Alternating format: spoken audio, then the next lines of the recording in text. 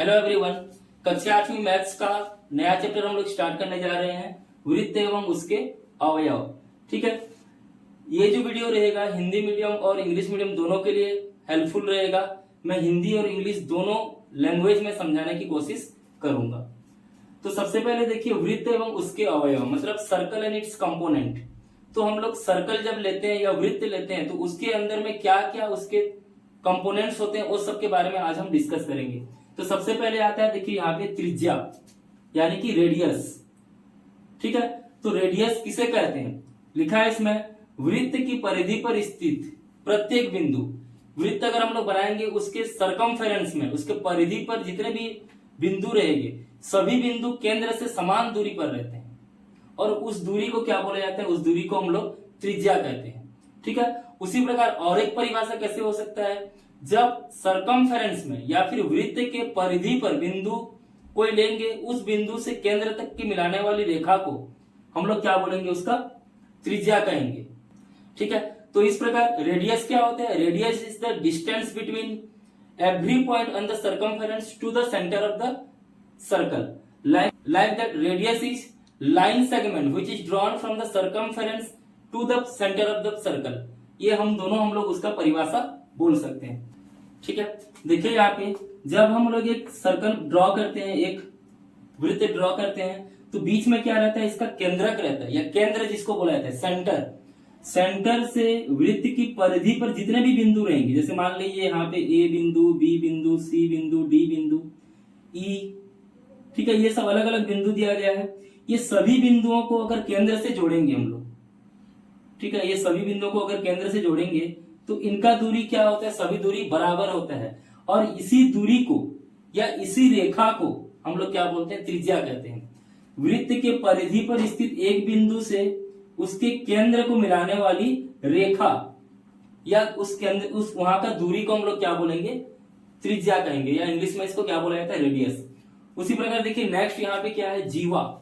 जीवा का मतलब होता है इंग्लिश में कॉर्ड बोला जाता है। ठीक है, इसमें क्या लिखा है, वृत्त की परिधि पर स्थित दो बिंदुओं को मिलाने वाली रेखा को हम लोग क्या बोलते हैं, जीवा कहते हैं या। ठीक है, तो उसी प्रकार इंग्लिश में क्या हो जाएगा, the line segment which combine two points on the circumference of the circle is called as chord. ठीक है, दो पॉइंट को मिलाने वाली रेखा कहां पे रहेंगे, वो दोनों पॉइंट परिधि पर ही रहेंगे। परिधि पर मिलाने वाली रेखाओं को हम लोग क्या बोलेंगे, कॉर्ड बोला जाता है। ठीक है, दो बिंदु रहेंगे, दोनों बिंदु को मिलाने वाली रेखा को हम लोग क्या बोलते हैं, कॉर्ड। जैसे हम लोग यहाँ पे एक बिंदु हम लोग यहाँ ले लेते हैं ए, एक बिंदु यहाँ ले लेते हैं बी, तो इस बिंदु को, ये दोनों बिंदु को मिलाने वाली रेखा को हम लोग क्या बोलेंगे, जीवा कहते हैं या कॉर्ड बोला जाता है।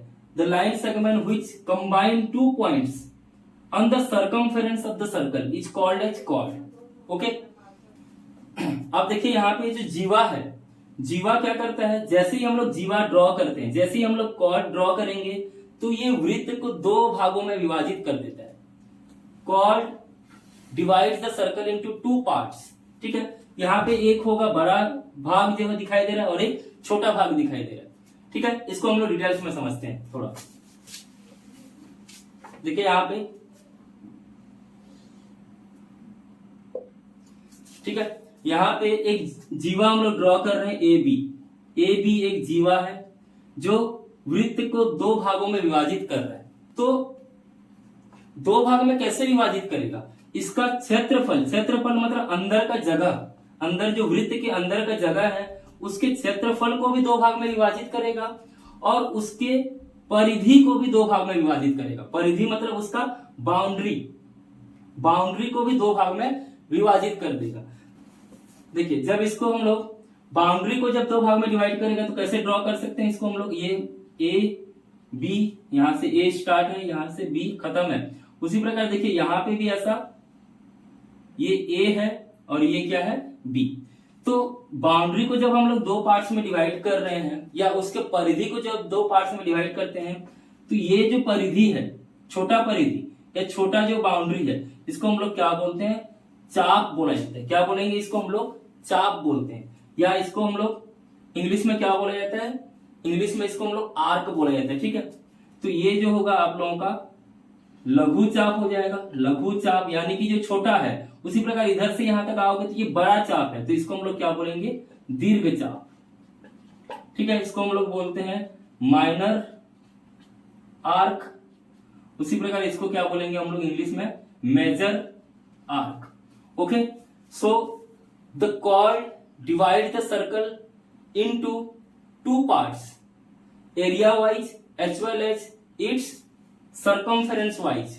तो जब हम लोग एरिया वाइज का बात करेंगे, जैसे यहाँ पे क्षेत्रफल को दो भाग में विभाजित कर रहा है, ये इसके अंदर का जगह को दो भाग में विभाजित कर रहा है, तो इसको हम लोग क्या बोलते हैं, ये बड़ा भाग है तो इसको हम लोग बोलते हैं दीर्घ वृत्त खंड बोला जाता है। और जब छोटा भाग को हम लोग क्या बोलेंगे, इसको लघु वृत्त खंड। ठीक है, तो जब सर्कल को एरिया वाइज डिवाइड करेगा, when the chord divides the circle in area wise, the circle divided into two parts, first one is दीर्घ वृत्त खंड, जिसको इंग्लिश में क्या बोलते हैं हम लोग, मेजर सेगमेंट। इसको क्या बोलेंगे, मेजर सेगमेंट, जो बड़ा सेगमेंट हो गया। उसी प्रकार लघु वृत्त खंड को हम लोग क्या बोलते हैं, माइनर सेगमेंट। ये एरिया वाइज हो गया। उसी प्रकार अगर हम लोग सर्कमफेरेंस वाइज या परिधि के हिसाब से अगर वो भाग हो जाएगा तो उसको हम लोग लघु चाप बोलेंगे या माइनर आर्क, और दीर्घ चाप को हम लोग क्या बोलते हैं, मेजर आर्क बोला जाता है। ठीक है, नेक्स्ट हम देखेंगे दीर्घ चाप और लघु चाप की पहचान हम लोग कैसे कर सकते हैं, how to identify which one is major arc, which one is minor arc. ठीक है, तो सबसे पहले हम लोग ऑब्जर्वेशन से देखकर भी पता लगा सकते हैं। जैसे मान लीजिए एक सर्कल दिया गया है, एक सर्कल में हम लोग एक आर्क बना रहे हैं, इधर ये सर्कल में एक चाप हम लोग बनाए, ये ए बी एक चाप बनाए। तो देखिए यहां देखने से पता चल रहा है ए बी जो है सर्कल को दो भाग में डिवाइड कर रहा है, एक होता है बड़ा भाग और एक छोटा भाग। तो छोटा वाला भाग को या छोटे वाला जो चाप है इसको हम लोग क्या बोलेंगे, लघु चाप, या इसको हम लोग बोलते हैं माइनर आर्क। लाइक दैट, जो बड़ा वाला चाप रहेगा इसको हम लोग क्या बोलेंगे, दीर्घ चाप, या इसको हम लोग क्या बोलते हैं, मेजर आर्क। ओके, लेकिन कभी कभी क्या होता है, हम लोगों को देखकर पता लगाना मुश्किल है, तो उस केस में क्या करेंगे, जैसे मान लीजिए यहां पे एक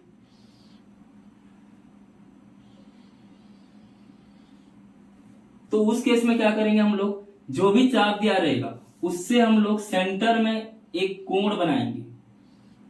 जैसे ही हम लोग एक कोण बनाते हैं तो ये ऑटोमेटिकली दो कोण बन जाता है, एक इस साइड का कोण और एक इस साइड का कोण। ठीक है, देखिए यहाँ पे जब हम लोग एक सीधी रेखा में कोण बनाते हैं, एक सीधी रेखा के एक साइड में कितना अंश का कोण होता है, 180 अंश का कोण होता है। तो ये जैसे यहाँ पे हम लोग कोण बना रहे हैं, ये वाला कोण देखिए यहाँ पे अगर हम लोग, मैं सीधी रेखा काटता है यहाँ पे सीधी रेखा, तो इधर का कोण क्या होता है 180, इधर का कोण क्या होता है 180। लेकिन जो हम लोग चाप से हम लोग कोण बनाए हैं वो इधर 180 से भी ज्यादा हो जा रहा है और इधर 180 से कम हो जा रहा है। तो जिधर 180 से कम होगा, इधर 180 से कम वाला है, तो ये क्या हो जाएगा, लघु चाप होगा। उसी प्रकार ये 180 से ज्यादा वाला है तो ये क्या होगा, दीर्घ चाप होगा। Okay, so if you want to identify which one is minor arc, which one is major arc, then we have to draw an angle from the chord to the center. Okay, then it will be two angle. First one is less than 180, second will be more than 180. So the side where less than 180 is present, that will be minor arc, and where more than 180 angle will be present, that will be major arc. So like this we can identify which one is major arc, which one is minor arc. अब इसको हम लोगों को लिखने का तरीका, जब हम लोग कोई चाप लिखते हैं, जब हम लोग कोई चाप को लिखना चाहेंगे तो कैसे लिखेंगे, जैसे मान लीजिए मैं ए बी एक लघु चाप है, तो लघु चाप लिखने के लिए हम लोग कैसे लिखेंगे, ए बी लघु चाप। तो चाप का सिंबल क्या होता है, ऊपर में एक हम लोग आर्क बनाएंगे, एक चाप हम लोग बनाएंगे, तो ये क्या हो जाएगा, ए बी अगर मैं लिखा तो ये किसको रिप्रेजेंट करेगा, लघु चाप को रिप्रेजेंट करेगा। लेकिन अगर आपको बताया जाएगा कि ए बी एक चाप है, ठीक है, तो आपको वहां पता नहीं चलेगा कि कौन सा चाप होगा, लघु चाप होगा कि दीर्घ चाप होगा।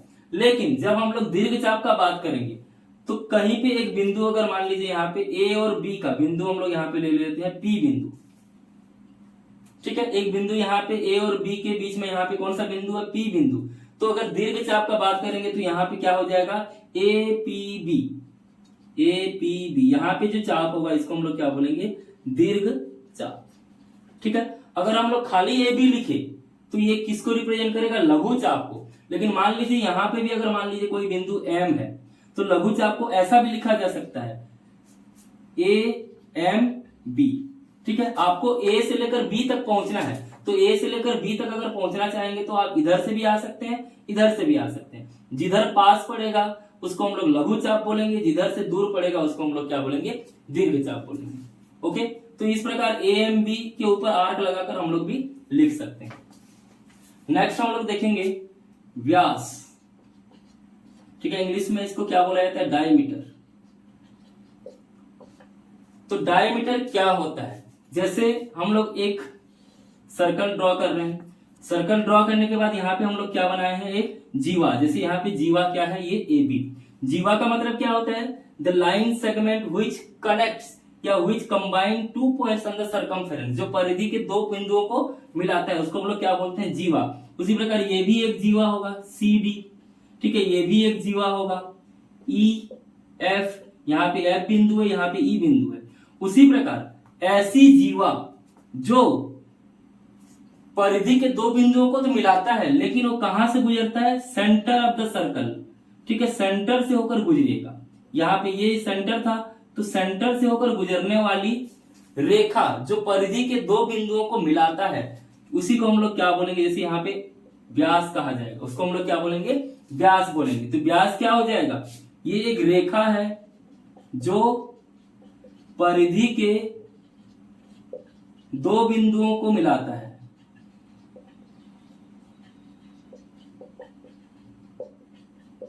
दो बिंदुओं को मिलाता है तथा केंद्र से होकर गुजरता है, केंद्र से होकर गुजरता है, उसको हम लोग क्या बोलते हैं, व्यास कहते हैं। तो व्यास is the line segment which connect two point on the circumference but it goes through the centre, that is called as व्यास। ऐसा जो रेखा है जो दो बिंदुओं को मिलाता है लेकिन केंद्र से होकर गुजरता है, उसी को हम लोग क्या बोलते हैं, व्यास। ठीक है, और इसको हम लोग क्या क्या कर सकते हैं, देखिए यहाँ पे ये सब जीवा है, तो व्यास भी एक जीवा होता है, लेकिन व्यास जो है सबसे बड़ी जीवा होता है। इसके बाद फिर ड्रॉ करेंगे तो ये सब छोटा छोटा आएगा, ये सब जीवाएं क्या होंगे, ये सब छोटा होगा। तो सबसे बड़ी जीवा कौन सा होता है, व्यास होता है। तो व्यास को हम लोग क्या बोल सकते हैं, largest chord of the circle, largest chord of the circle. ठीक है, या फिर सबसे बड़ी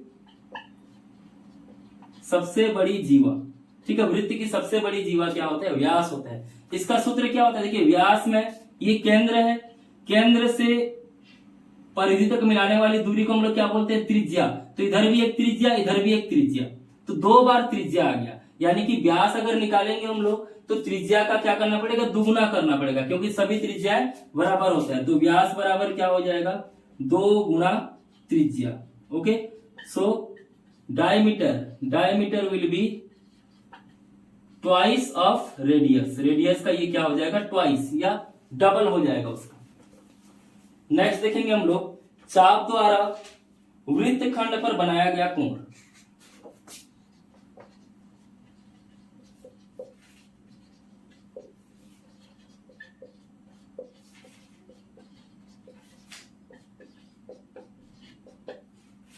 चाप द्वारा वृत्तखंड पर बना कोण। ठीक है, angle made by arc on the circle, on the circle. ठीक है, ऐसा कोण जो चाप द्वारा बनाया गया होगा। जैसे मान लीजिए हम लोग एक वृत्त लेते हैं, इसमें सबसे पहले एक जीवा हम लोग ड्रॉ करते हैं। एक जीवा हम लोग बना लीजिए, मान लीजिए यहाँ पे AB। जैसे ही हम लोग AB एक जीवा खींचेंगे तो वृत्त ये दो भाग में विभाजित हो जाएगा, एक दीर्घ वृत्तखंड होगा और एक लघु वृत्तखंड होगा। इधर से ये वाला ये बड़ा है तो ये दीर्घ वृत्तखंड, ये वाला क्या होगा, लघु वृत्तखंड। ठीक है, तो दीर्घ वृत्तखंड में अब ये चाप क्या बना रहा है, ये जो चाप है ये कोण बना रहा है। तो कोण कहीं भी बना सकता है, जैसे मान लीजिए यहाँ पे एक हम लोग कोण बनाए। ठीक है, इधर से हम लोग एक कोण बना रहे हैं, उसी प्रकार इधर से भी एक कोण बना रहे हैं, यहाँ पे भी एक कोण बना रहे हैं, इधर भी एक कोण बना रहे हैं। जैसे मान लीजिए यहाँ पे ये सी है, डी है, ई, ये एम और एन। ठीक है, तो ये ए बी जो चाप है ये दीर्घ वृत्त खंड पर में कोण बना रहा है, लघु वृत्त खंड पर भी कोण बना रहा है। लेकिन जब चाप द्वारा एक ही चाप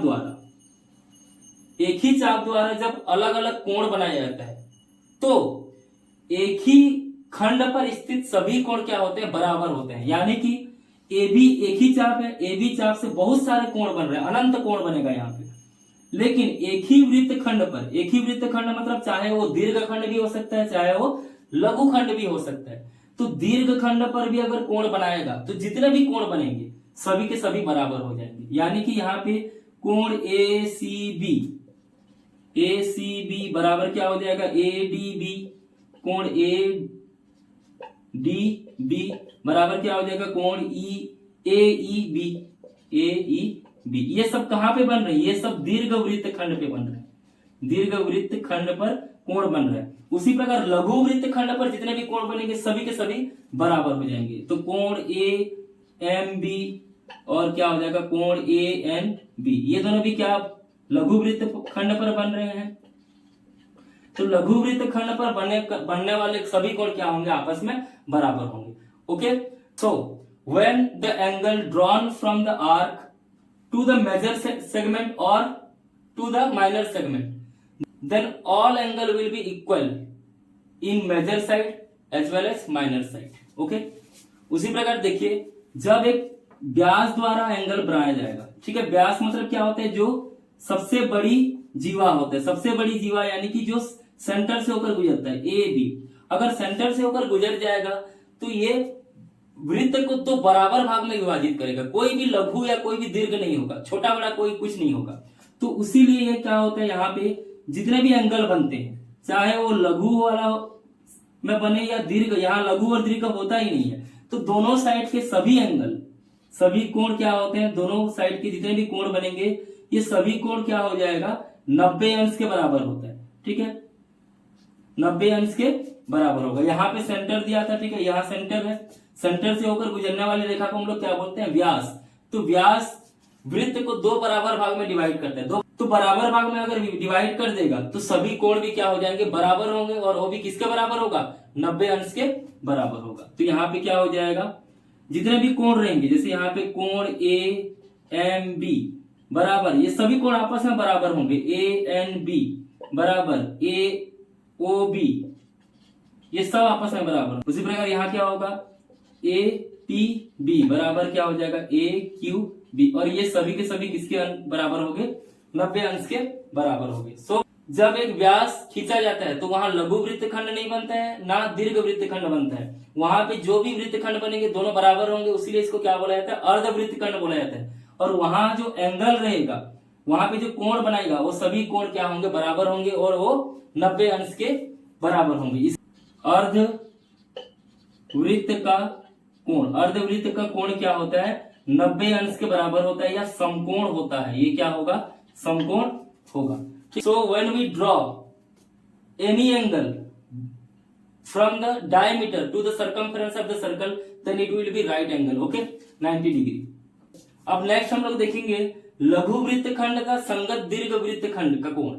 ठीक है, अगर एक जीवा दिया गया है, कोई भी एक जीवा दिया गया है, जैसे मान लीजिए यहाँ पे एक जीवा दिया गया है ए बी, ठीक है, एक जीवा दिया गया है। अब जैसे ही जीवा ड्रॉ करते हैं तो ये दो पार्ट्स में डिवाइड करता है सर्कल को, एक होगा मेजर सेगमेंट और एक होगा माइनर सेगमेंट। ठीक है, तो जब इसी जीवा से एक हम लोग दीर्घ वृत्त खंड पर एक कोण बनाएंगे और इसी जीवा द्वारा हम लोग एक लघु वृत्त खंड पर एक कोण बनाएंगे। जैसे मान लीजिए यहाँ पे ये एम और ये एन, तो यहाँ दो कोण बन रहा है। कौन कौन सा कोण, ए एम बी, और एक कोण बन रहा है ए एन बी। जीवा एक ही है, एक ही जीवा कौन सा है, ए बी है। ये दीर्घ वाला में बन रहा है और ये लघु वाला में बन रहा है। ओके, तो इनका जो कॉम्बिनेशन होगा या इनको जोड़ेंगे तो हमेशा कितना आएगा, 180 अंश के बराबर होगा। ठीक है, so when angle drawn by the same arc to larger segment and minor segment या to major segment and minor segment equal to the sum of the angle will be equal to 180। Okay, next हम लोग देखेंगे हम लोग प्रश्नावली 5.1 का पहला प्रश्न, इसमें कुछ हम लोग एक्सरसाइज करते हैं। पहला प्रश्न में दिया है, देखिए यहाँ पे एक चित्र दिया गया है, इस प्रकार का चित्र है। इसमें पहला प्रश्न में दिया गया है ए बी सी लघु चाप है या दीर्घ चाप है।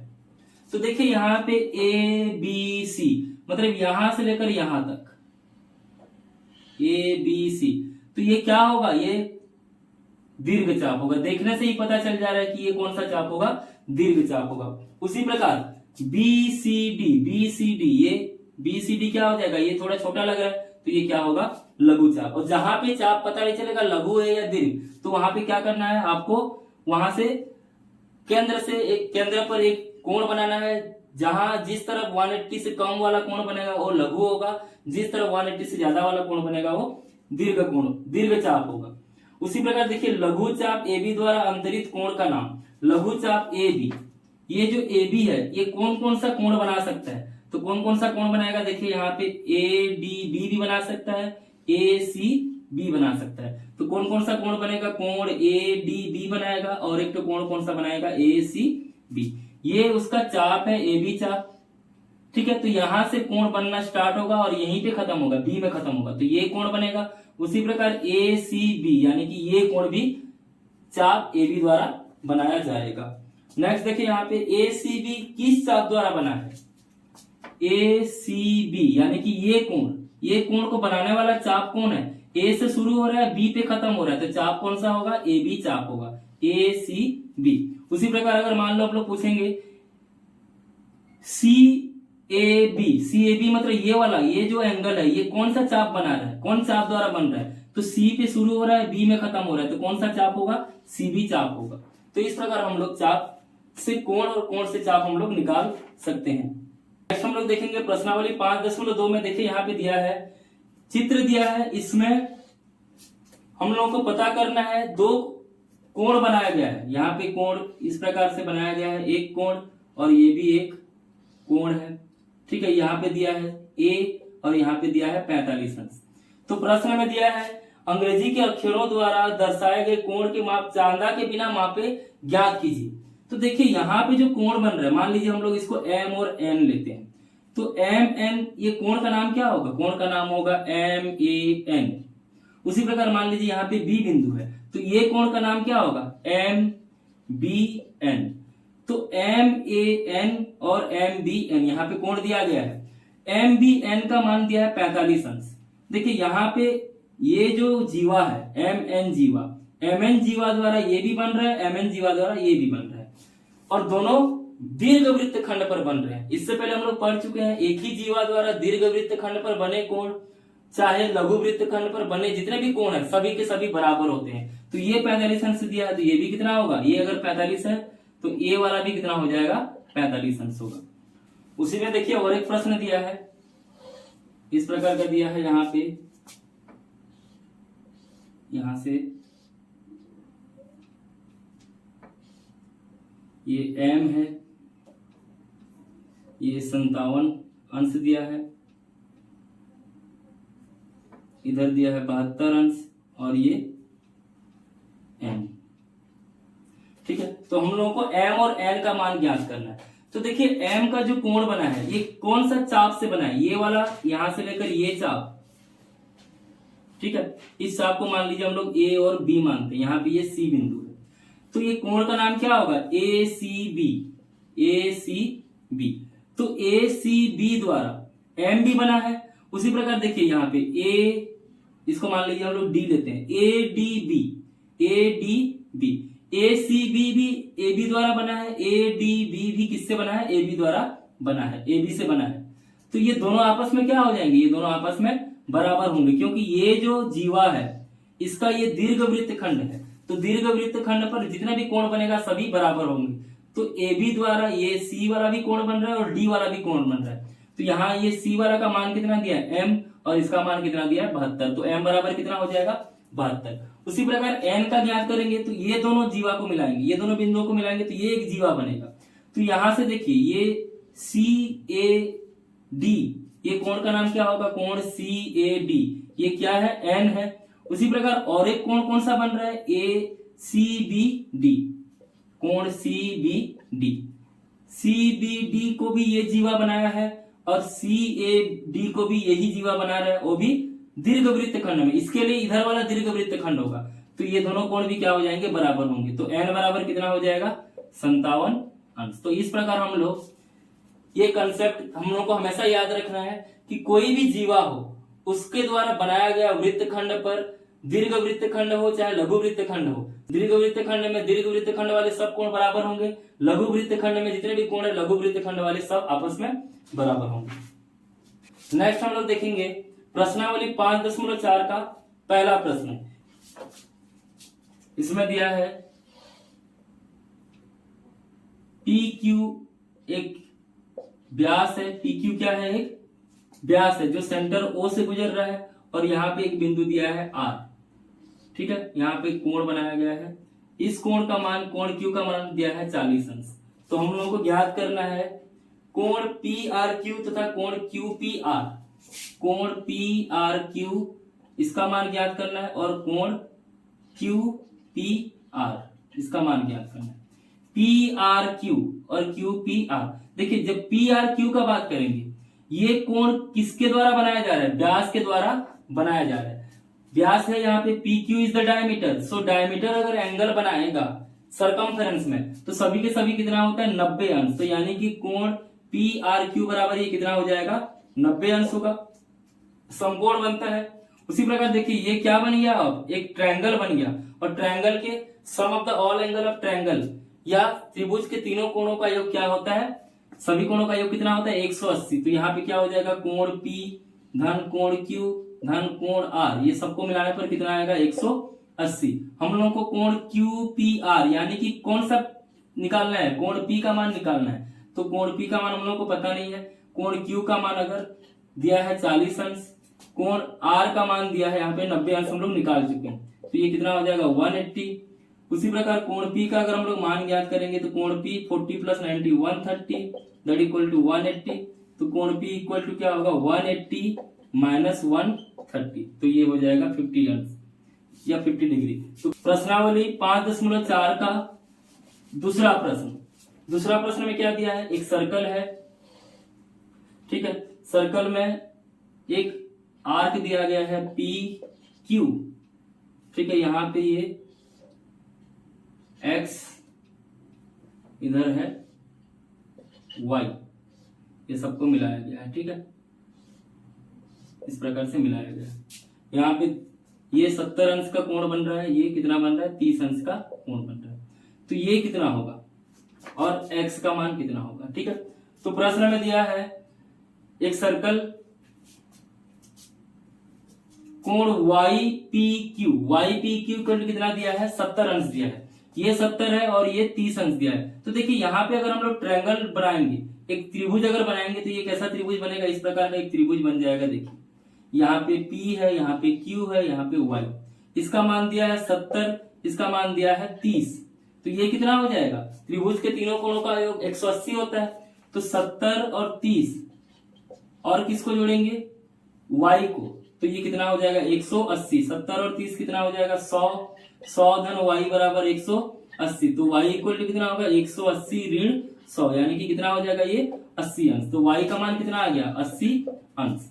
अब देखिए Y का मान अगर 80 है तो X का मान भी कितना होगा, 80 होगा। क्यों, क्योंकि X में जो कोण बन रहा है वो भी PQ द्वारा ही बनाया जा रहा है, और PQ में दीर्घ वृत्त खंड पर बनाया जा रहा है। ये भी दीर्घ वृत्त खंड पर बन रहा था, ये भी दीर्घ वृत्त खंड पर बन रहा है। तो दोनों कोण क्या हो जाएगा, आपस में बराबर होगा। ये 80 है तो ये भी 80 होगा। ठीक है, तो इस वीडियो में बस इतना ही। नेक्स्ट हम लोग और भी कुछ इसका कंसेप्ट है, अगले वीडियो में पूरा चैप्टर कंप्लीट करने की कोशिश करूंगा। देखते रहिए, अगर अच्छा लगेगा तो लाइक शेयर जरूर कीजिएगा। धन्यवाद।